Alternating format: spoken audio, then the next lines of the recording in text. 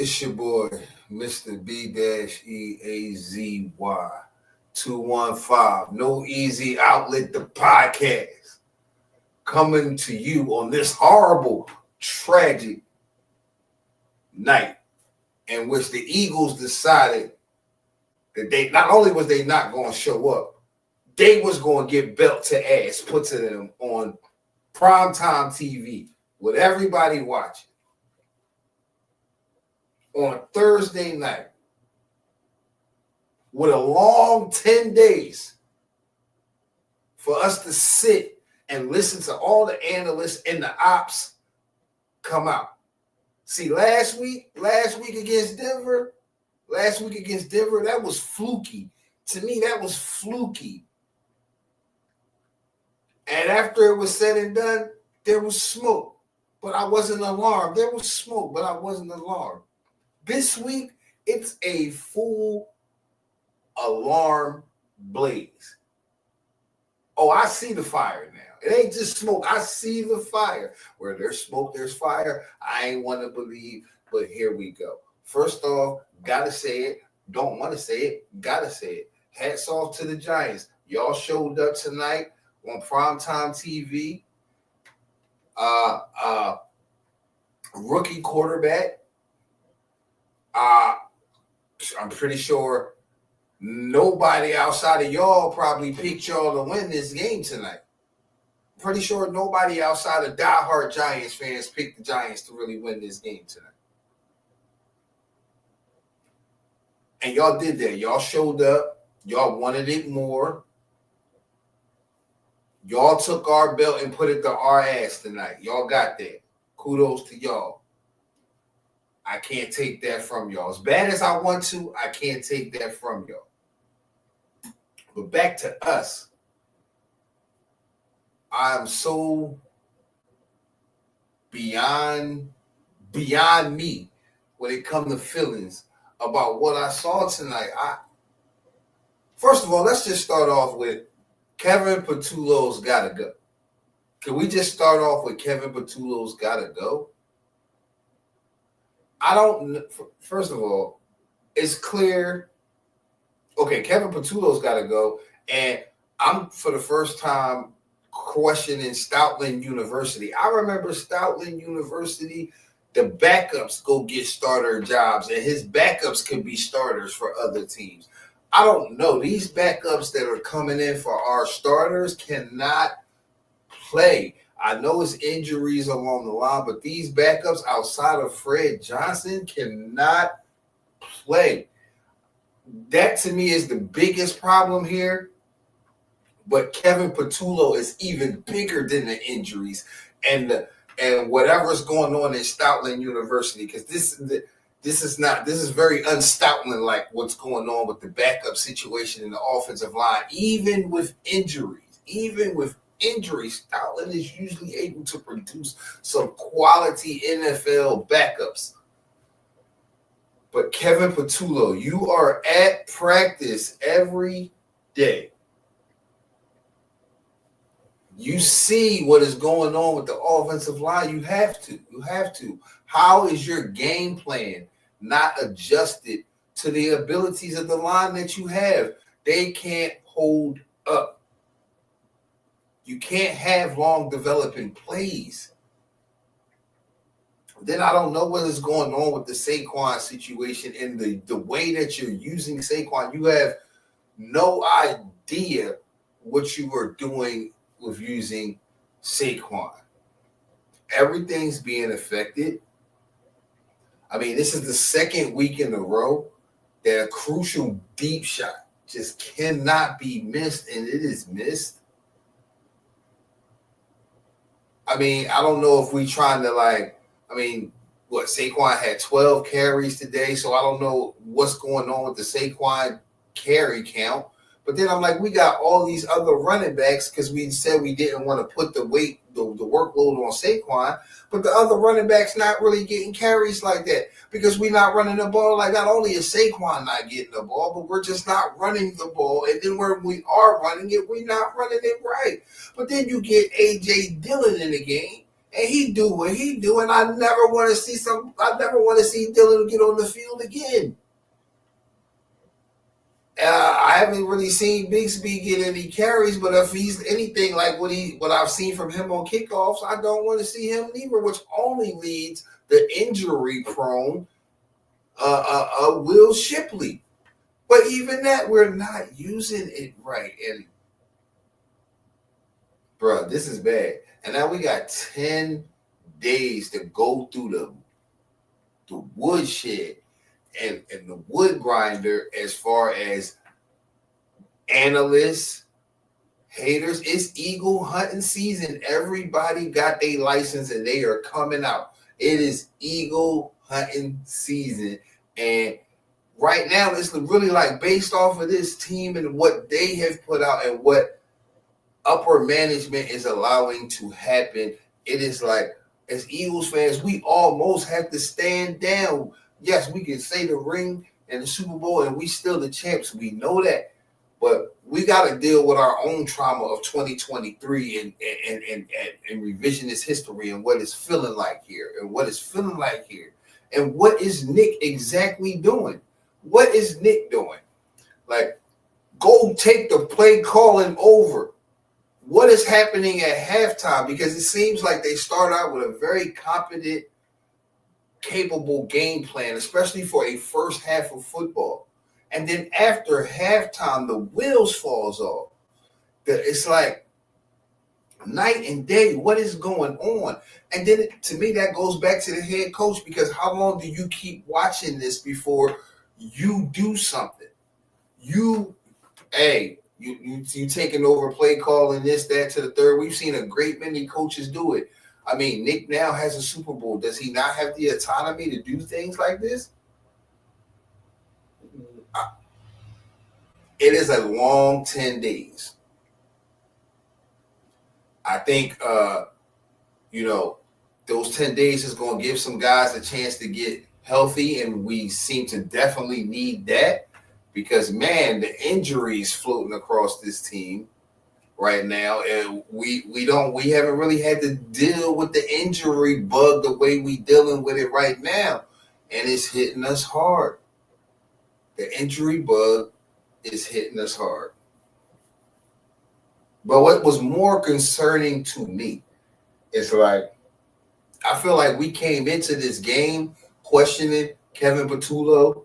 We knew about the meeting with Saquon, AJ, and Hurts. So we knew the offense had its quirks, its kinks it was trying to work out. But what happened to the defense that gave up 34 points to the Giants and let Jackson Dart just do what he wanted to us? That's where I'm disappointed overall, but where I'm more disappointed in is Vic Fangio's defense. That was like what I felt like I was coming into this game really hanging my hat on. Now, granted, some injuries happened in there, but I'm talking no pass rush at all. Poor coverage and having to play Adoree Jackson at all and Kerry Ringo at all. It's sickening. It's almost like watching Nnamdi Asomugha out there. I was going to say Kerry Williams, but I think Kerry Williams was better than both of them. I think I like Kerry Williams out there. It's bad. It's bad. Adoree Jackson, 7 and 8, should 9 and 10 the hell up out of here. Like, they should never play. 7 and 8 should never play. If it ain't special teams, 7 and 8 should never play. But not letting Scatterboo run for like 10 yards a clip. Like, at some point, I don't know if the defense just quit altogether in the game at some point, but it just got completely ridiculous, the running that we just weren't able to stop. I watched Scatterboo come down and truck Zach Vaughn like 3 yards downfield and pick up the first down. That's the type of night it was out there. That is the type of night that it was out there. And then you look and you like, okay, we the Super Bowl reigning champs. We got hopes of going back to the Super Bowl. Now, 2 losses ain't the end of the world. I mean, you ask me, the Giants, once again, kudos to them, but they running around here like the Giants is back. You're 2-4. They running around here like the Giants is back. They 2-4.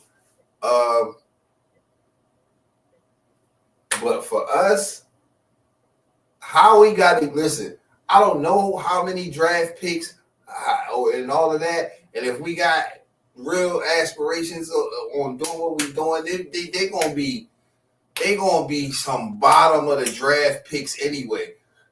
You might have to spend some of them draft picks, Howie, and go get some help for this defense. You are getting no pressure off the edges.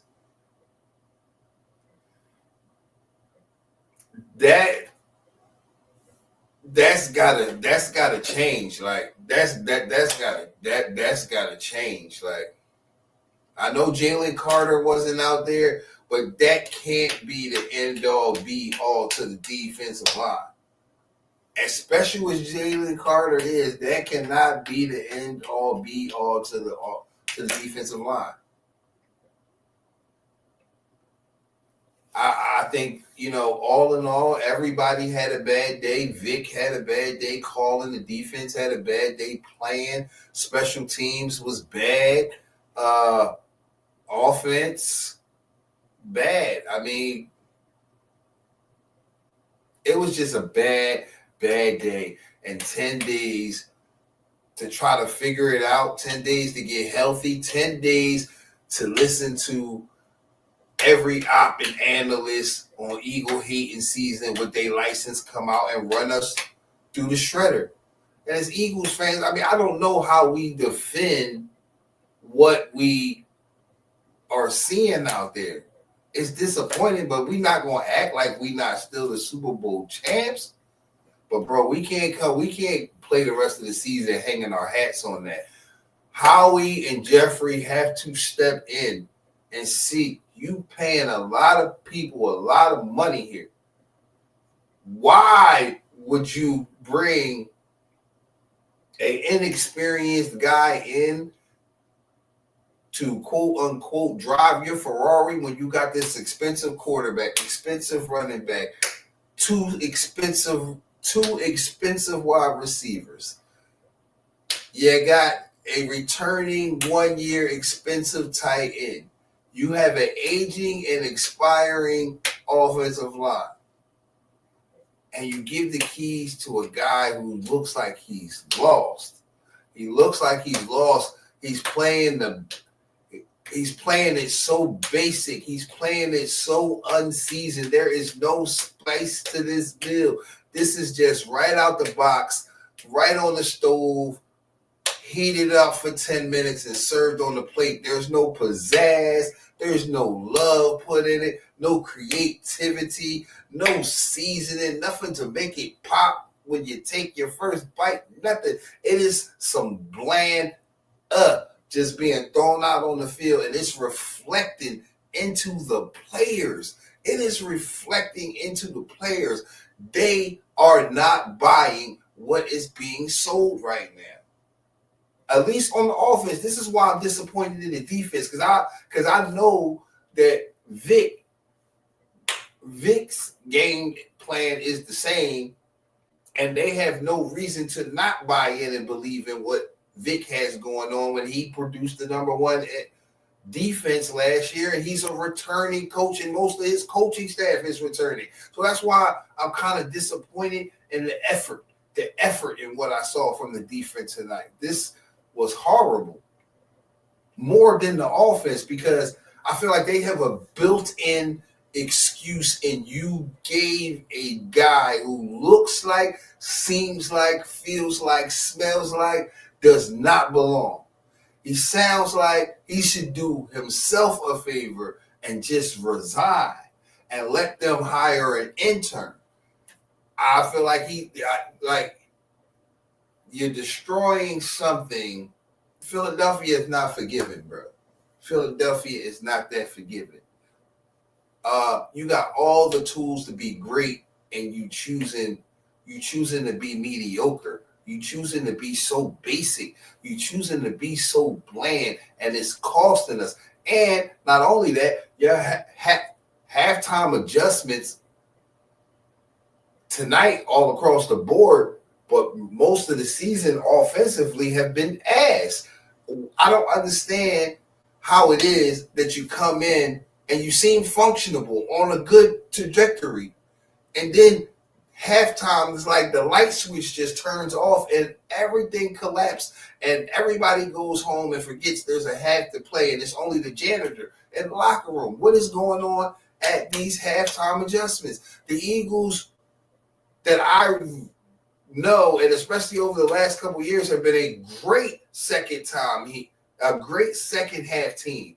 Get off to slow starts, sometimes piss poor starts, but then second half they come roaring back. It's like we need to start early. The mantra has always been the Eagles need to start quick. They need to start early because the second half is when the Eagles do their damage. What is going on in this season that we are having horrible? Our second halves are our last year and previous year's first halves. What alternate universe are we living in and we watching here?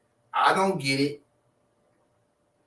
It's kind of pissing me off because it's the Giants.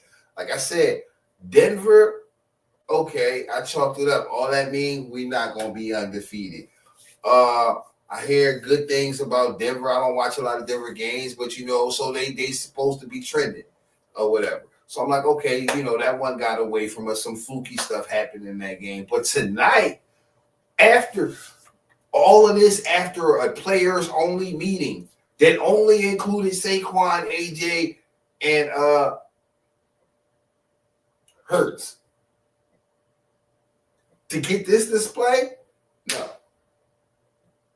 The next team meeting they have better include every player, including the practice squad players. Because y'all practice squad players, y'all can't be pushing this offense hard enough. You can't be doing your job at practice. As practice squad players, you cannot be doing your job and pushing these guys hard enough. And practice squad offensive players, we got guys like Adoree Jackson making this team. Y'all can't be doing your job to the best of its ability because these things should be proven.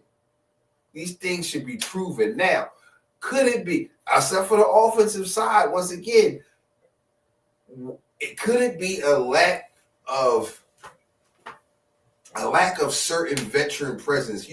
All vets, just because they vets or captains, all of them don't got that speak up ability, that ability to command respect in the room, that ability to will a guy in no matter how big his personality is. Like when T.O. was here and he was going at McNabb and acting all wild and saying what he's saying. It was like a Hugh Douglas in the locker room that was like, yo, bro, chip. You know what I mean? Who in that locker room is like grabbing a Jalen Carter by the collar, like, yo, bro, you can't be on that side of the ball. You can't be getting into it with Dak Prescott before the game. You try, like, where is that guy? Where is the guy that's going to like will a guy in like AJ, like a Brandon Graham or somebody that's going to be like, bro, regardless of Fletcher Cox that's going to be like offensive, defense, special teams, you going to respect this. They're going to check that. I feel like the Eagles are a young, up-and-coming team that lacks that good veteran presence because, we got some older guys, but I don't think like a Lane Johnson, I've never heard of him his entire Eagles tenure as being an outspoken guy that addresses the room or to check a player's temperature. So Jordan Mailata, he's singing Christmas carols and everything, and he a hell of a blocker, but that don't mean he the type that's addressing the room. You know what I mean? That's why that's why you can't have a CEO coach, a players coach, a coach manager. You need a man in the room, a grown man to lead these other men and command respect and demand it and put people in their place when it's time. It's something. And then part of me feels like, I could be wrong, but part of me feels like this has that after Doug and them won a Super Bowl, we saw all types of turmoil and the fall off that led to the departure of Doug. And in some ways, the collapse of Carson Wentz, right? It's like they won a Super Bowl, and whatever involvement the front office had, they felt like it was more their system than the coaches and coaching that they had in place. And as long as the system was there, they could put anybody in those pieces. Is that kind of what we are seeing here? We see how that worked out. We see how that worked out until we got back to, this system that won another Super Bowl. And is it the same mantra that they implying, oh, our system won a Super Bowl, do it our way? They take a first-year guy and, like Kellen Moore, and they won a Super Bowl with him, and they think that they could just insert name Kevin Patullo and have the same type of chemistry, and no, it don't work like that. And if that is the case, they fall in on their face again. And is it frustrating the players to kind of, at some point when we saw, like with Carson Wentz and guys like Zach Ertz and things like that, we got a Eddie Murphy, Carson Wentz from Nutty Professor. Like, he showed up in a fat suit. Like, I don't know what is happening, but it's going to be a long week, a long 10 days. This does not sit well. I had to come back because just thinking about it, it's like, do I even want to watch it again and see the replays? And like no, it's just so ugly. I want to burn the tape, throw it away. I wish we had a game Sunday. I know it's too fast to turn about. We need the 10 days to heal from injury, but I wish we played Sunday just to get this, because this is going to be a long 10 days. And to an extent, you got to stand down because the Eagles put this out there, but we not, we ain't going to let nobody get too crazy, but they put this tape out there, and it's hard to defend. It is hard to defend. We've already had to defend, in my opinion, way too much. In 6 weeks, we've had to defend this team against way too much. And yeah, I listen. I'm just not in the business of defending nothing that Kevin Patullo got going on right now. Vic Fangio, this was not a good showing. I know this is not who you are as a defensive coordinator. This is not who your coordinators are as a unit. And this is not who your defense is. But tonight was bad. I just want to take the tape, burn it, move on. But all week, we're going to have to break it down and figure out how to get better. How do we bounce back from where do they go? And for me, it starts at the front office. Heads need to roll. This is a 2-game slid. They said we ain't lost a game. We ain't lost 2 games back-to-back since 2023. I think we ain't lost to the Giants since 2016. And the fact that this was an undermanned Giants team coming in with Malik Neighbors out and Slayton out, and the list goes on, this, that, to the third, and they were able to wreak all types of havoc and pressure on Jalen Hurts and everything. Listen, everybody needs to check in the mirror. The next team meeting, everybody needs to be there. It's a team meeting. That means everybody. Everybody, because everybody needs to be addressed. Everybody. Devontae Smith played good. Goddard played good. There were some spot players, but that's not enough to win a game. And we all know, Jalen's going to look in the mirror. It starts with him. He got some stuff to clean up too. We can't, it's football, you're not going to hit them all, but 2 deep shots in a row or 2 deep shots in 2 games that, if not missed, possibly change the complexion of the game. And the pick almost 6 or whatever. I don't even know what happened on that. I feel like, I don't know. I don't know if it was more Jalen or Jahan Dotson on the route, or a great play by the corner. All I know is the whole thing sucked at the worst possible time. It killed everything. I thought the Eagles had a shot at getting back into the game if they score a touchdown there.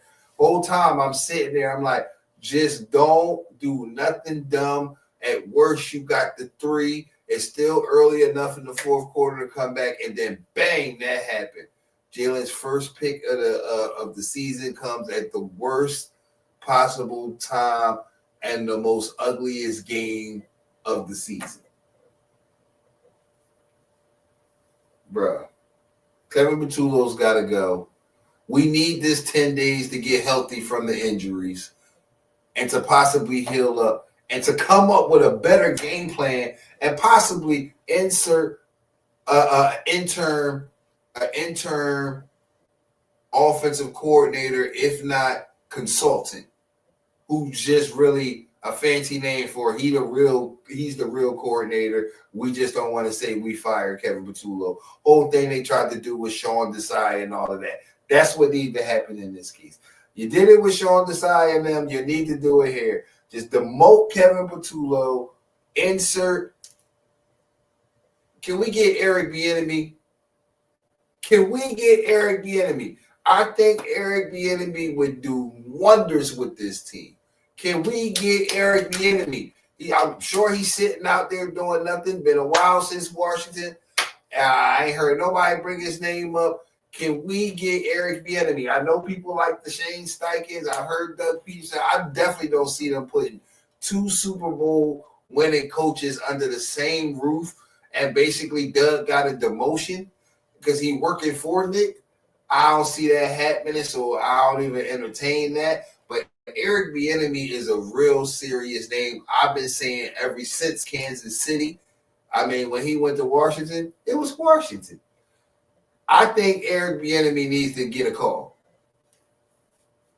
Somebody needs to get a call. An experienced person needs to get a call. I believe that's why it took Kellen Moore a little bit to adjust to whatever system it is the Eagles have that they want to run, and he found a way to. But you got to remember, he's been doing that. He was experienced. He had experience. So even when things didn't go how it didn't look how it was supposed to, he was able to fall back and rely on experience. Something's got to change. It all starts at the top with Jeffrey and Howie. It starts at Jeffrey and Howie, and then it trickles down to Nick. But whatever's going to happen in this next 10 days, if it's going to happen, that's where it's going to start.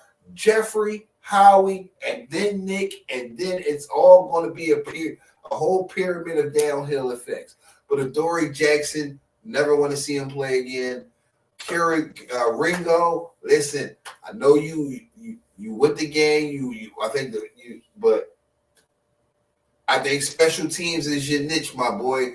Everybody got to find their niche in life and stick to whatever their niche is. And I think special teams is your niche. Playing corner and guarding some of these receivers in the league is not it. I mean, getting cooked and penalized. I think you had as many penalties tonight as your jersey number, bro. You had as many penalties as your jersey number. Ridiculous. Getting cooked by the Giants' 3rd, 4th, 5th, 6th, 7th, and 8th receivers is ridiculous at this point. And we better than that. And that's not how winning is done. We're better than that, and that's not how winning is done.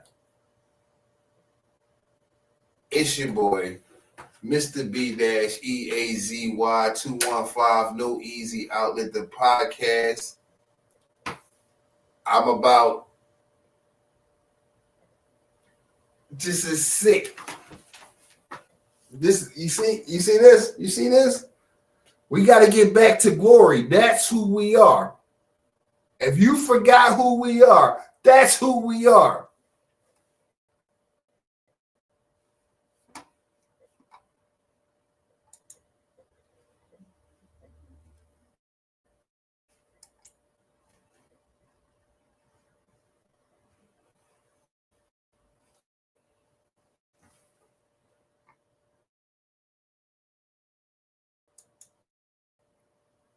This is a message to all the haters out there.